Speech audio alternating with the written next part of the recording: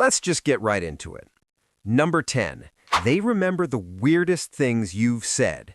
So you mentioned once, like 3 weeks ago, that you prefer your coffee slightly burnt because it builds character. Now they're bringing it up in casual conversation like they've been taking mental notes in a secret diary. Meanwhile, you can barely remember what you had for breakfast yesterday. Here's the thing. When someone's into you, their brain basically turns you into a walking TED Talk at Nonstop analyzing. The hippocampus, your brain's memory filing system, tags emotional moments with little sticky notes that say, important, save this. When someone likes you, even your throwaway comments about hating cilantro or loving terrible 90s movies get VIP treatment in their neural archive. It's not just about being a good listener. Their prefrontal cortex is lighting up like a Christmas tree every time you talk, encoding details most people would forget in 30 seconds. They're not trying to be creepy. Their brain is just treating everything you say like it might be on the final exam. Basically, you've become their accidental hyperfixation, and now they know more about your pizza topping preferences than you do. Number 9, their body literally can't stay still around you.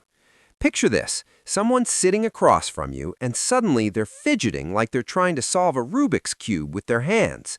They're adjusting their shirt, touching their face, doing this weird thing where they keep shifting their weight like the chair is made of hot coals. You'd think they chugged 5 espressos, but nope, they're just trying to act normal around you and failing spectacularly. When attraction kicks in, your autonomic nervous system goes rogue. We're talking increased heart rate, shallow breathing, and a surge of adrenaline that makes you feel like you're about to give a speech to 1,000 people. Except you're just sitting there, having a conversation. Your body doesn't care. It's treating this casual interaction like a biological emergency. And here's where it gets interesting. All that nervous energy has to go somewhere, so it leaks out through fidgeting, restless movements, and random grooming behaviors, brushing hair back, straightening clothes, basically anything to burn off the "oh God, I really like this person" panic their system is experiencing. It's like their body is screaming, "We have feelings," while their mouth is trying to talk about the weather. The nervous system always wins. Number 8, they laugh at things that aren't even funny. You make some absolutely mediocre observation about how pigeons walk like they're perpetually angry at the sidewalk.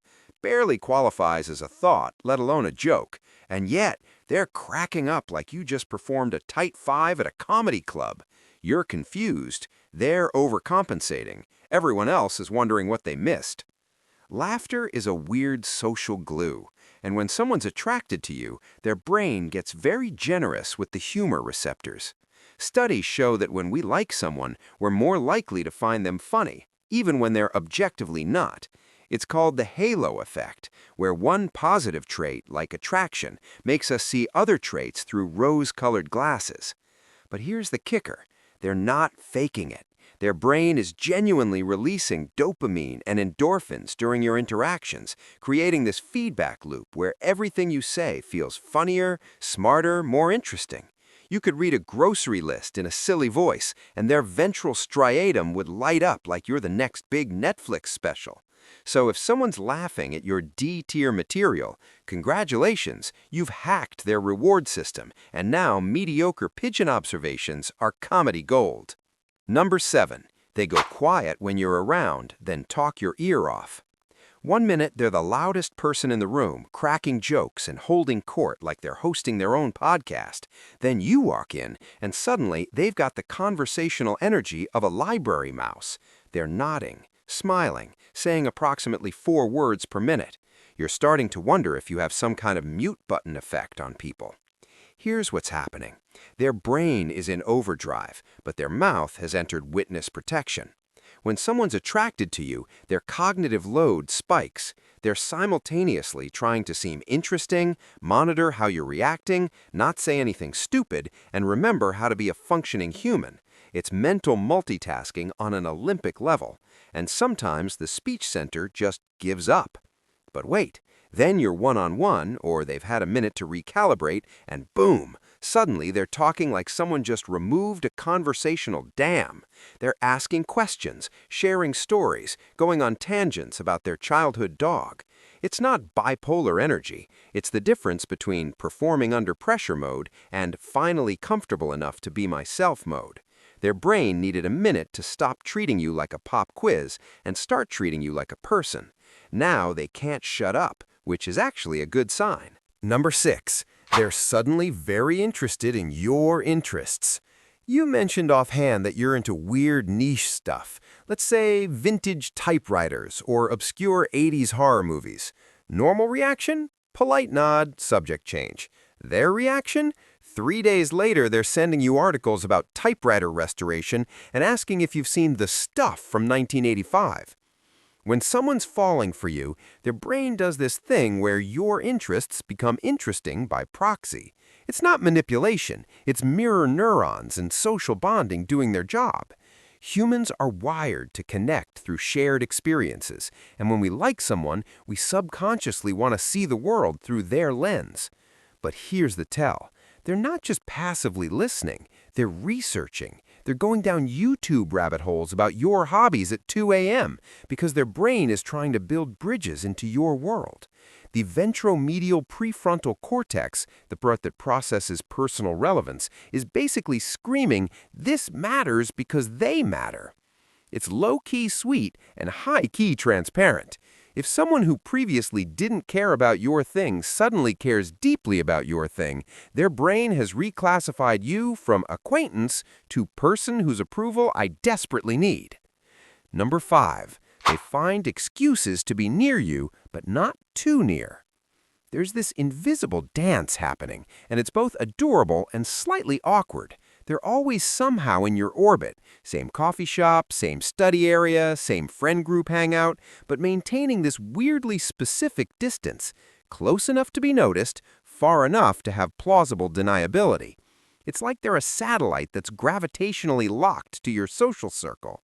This is proxemics in action, the study of personal space and how it relates to relationships. When someone's into you but hiding it, they're stuck in this psychological limbo. They want to be close because attraction literally craves physical proximity, but they're terrified of being obvious, so they compromise by hovering in your general vicinity like a human moon. Edward Hall, the anthropologist who studied this stuff, identified different zones: intimate, personal, social, and public. Someone who's secretly into you is constantly testing the boundaries between personal and social space. They'll sit near you, but not next to you. Stand close in a group, but not one-on-one. It's strategic ambiguity, and their nervous system is working overtime to calculate the safe distance. Basically, they're trying to be close enough for you to notice, but far enough to pretend they're not doing it on purpose. It's exhausting just watching it happen. Number 4. Their texting pattern is all over the place. One day, they respond in 30 seconds, like they've been holding their phone waiting for you. Next day, radio silence for 4 hours, then suddenly a perfectly crafted paragraph at 11 p.m. You're getting mixed signals that would confuse a telecommunications engineer. Welcome to the Overthinking Olympics, where they're competing for the gold medal in trying too hard to seem casual. Here's the psychology. When someone's into you, every text becomes a calculated risk. They're editing messages like they're submitting a thesis. They're analyzing response times, emoji usage, exclamation point frequency. Is one emoji too eager? Are 2 emojis psychotic? Should I wait 7 minutes, or is that playing games?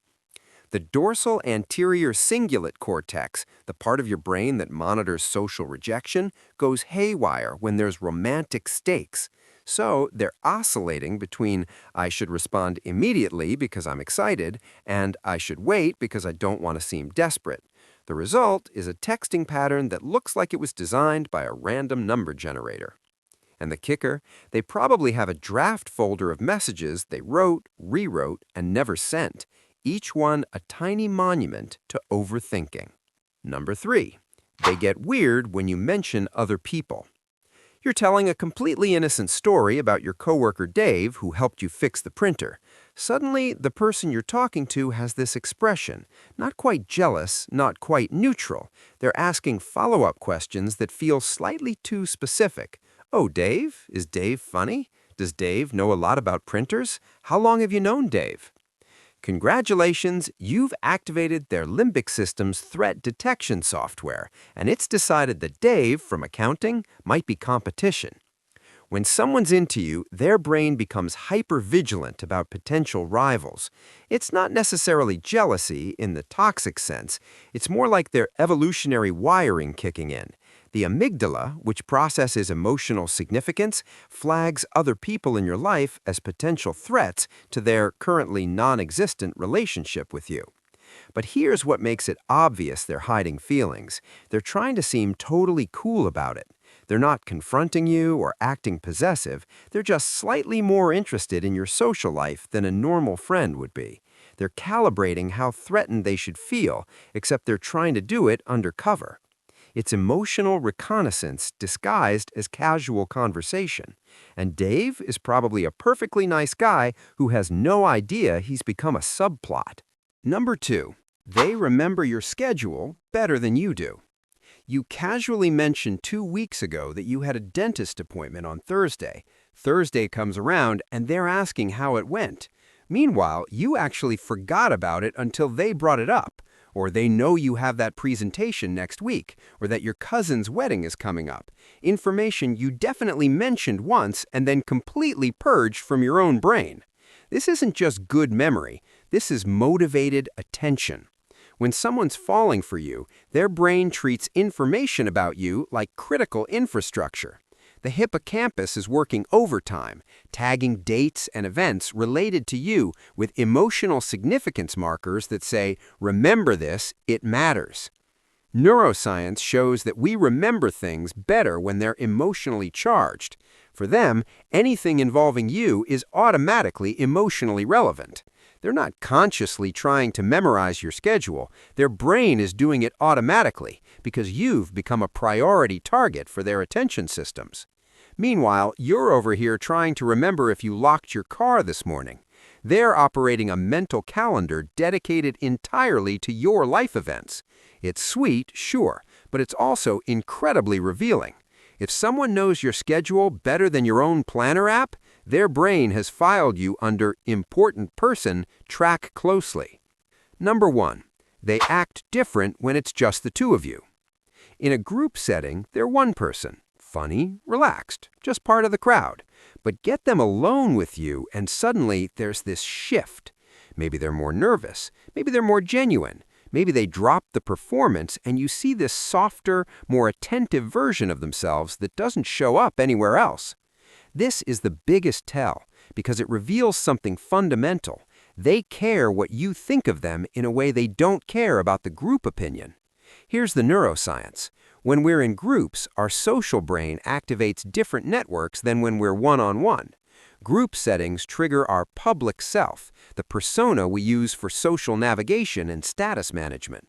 But intimate settings activate the medial prefrontal cortex, which is involved in self-disclosure and authentic connection. When someone's into you, being alone together feels higher stakes. They're not performing for an audience anymore. They're revealing themselves to you specifically. And if they're trying to hide their feelings, this is where the mask starts slipping. The eye contact lasts a little longer. The conversation goes a little deeper. The guard comes down just enough that you can see they're treating this interaction differently than they treat others. It's the difference between talking to someone and talking to someone who matters. And if you pay attention, you'll notice they save a different version of themselves just for you.